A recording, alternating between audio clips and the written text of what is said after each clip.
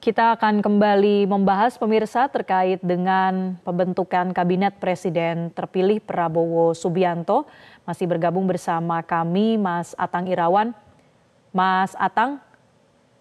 Ya, Pak Marcel. Baik. Memang sejauh ini kita masih menantikan pengumuman resmi dari Presiden terpilih setelah nanti dilantik. Kabarnya ada 46 kementerian. Tapi sekarang kita soroti soal Kementerian Koordinator yang kemudian ada, kalau di periode yang sebelumnya ini ada 4 kementerian koordinator ya yang kita ketahui, ada koordinator Polhukam, ekonomi, kemudian PMK dan sampai investasi. Ini kemudian bagaimana idealnya ketika pembentukan kabinet kemudian disusun juga ada kementerian koordinatornya. Ya, karena ini sebetulnya dalam rangka mengefektifkan kinerja kementerian, maka ada fungsi konsolidasi dan koordinasi.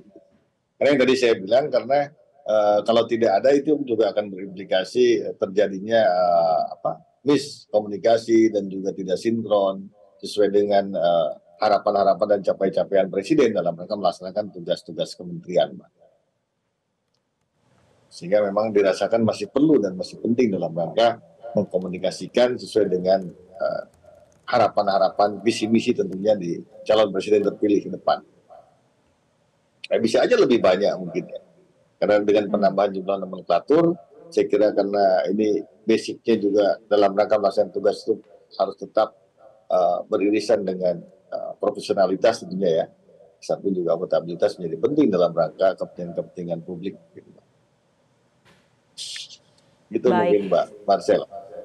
Ya, bisa juga bertambah begitu ya, bukan hanya 4 kementerian koordinator, tapi mungkin lebih idealnya seperti apa, Mas Atang? Apakah memang lebih banyak ini akan memudahkan koordinasi atau justru ya ramping saja mungkin supaya koordinasinya bisa berjalan dengan lebih tidak berbeda-beda begitu ya pendapatnya? Bagaimana menurut Anda?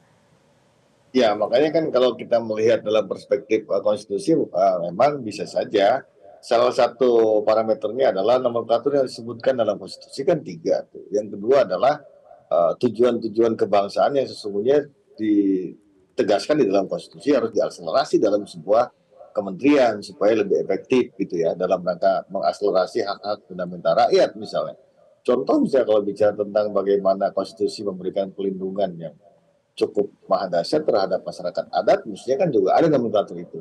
Tapi lagi-lagi kementerian ini kan menjadi kebebasan bagi calon presiden terpilih, apalagi sekarang tadi saya katakan ada perubahan dalam pasal 15, maka ini kemudian kita tidak bisa juga melihat secara komprehensif sebelum misalnya nomenklatur-nomenklatur itu diumumkan secara resmi oleh calon presiden terpilih begitu. Semakin banyak nomenklatur kementerian mungkin juga bisa diklaster dan butuh berapa sebetulnya Menko begitu. Nah kalau misalnya sesungguhnya beririsan semua ya sebetulnya tidak terlalu banyak juga tidak menjadi problem gitu Mbak. Baik. Mas Atang, dalam beberapa pernyataan Presiden terpilih Pak Prabowo juga suka menyebutkan ya bahwa ia menginginkan ada kabinet Zaken begitu, di mana pemerintahan ini mayoritas diisi oleh para teknokrat, mungkin para profesional begitu ya, atau orang yang memang begitu mengerti soal isu yang diembannya di kementerian ataupun lembaga. Sejauh ini sudah mulai tercermin pemilihan atau pembentukan kabinet Zaken itu? Ya, kalau secara formal kan tadi disebutkan ada beberapa yang dari teknokrat, akademisi, begitu. Tapi saya kira juga tidak menutup kemungkinan misalnya dari partai politik juga yang memang dia profesional di bidangnya. Misalnya satu contoh, misalnya profesional itu bisa dari skill maupun soft skill ya. Soft skill itu ya pasti ininya best practice ya. Kayak tadi misalnya dari PAN kan terkait dengan membantu, terkait dengan satu hal terkait urusan pemerintahan daerah. Kedua urusan kontestasi politik, Mas Arya dan Bima misalnya.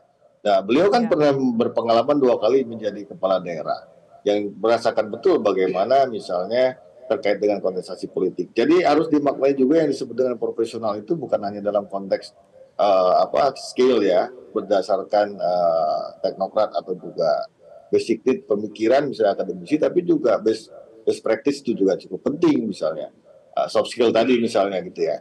Dan kita tahu misalnya bahwa ada problem terkait dengan masalah skema electoral justice system di kita yang terlalu banyak, ada 7 institusi dan juga proses tahapan yang berpotensi terjadi kecurangan di mana-mana, dan juga tentunya anggaran yang cukup mahal besar terkait dengan official elected dalam berbagai macam lapisan, termasuk juga pileg, pilpres, dan pilkada.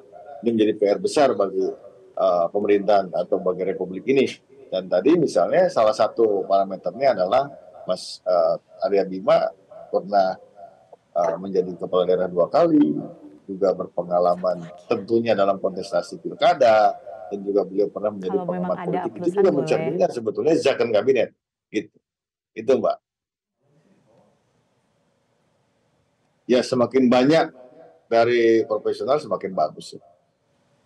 Tapi juga Baik. tidak menutup kemungkinan yang representasi partai juga bukan berarti tidak memiliki kapasitas gitu.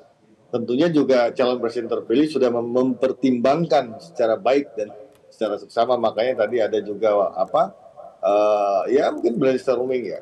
Pak calon presidennya menjelaskan tentang proyeksi program ke depan, kemudian juga calon menteri dan wakil menterinya juga diminta untuk memberikan tanggapan terhadap proyeksi ke depan.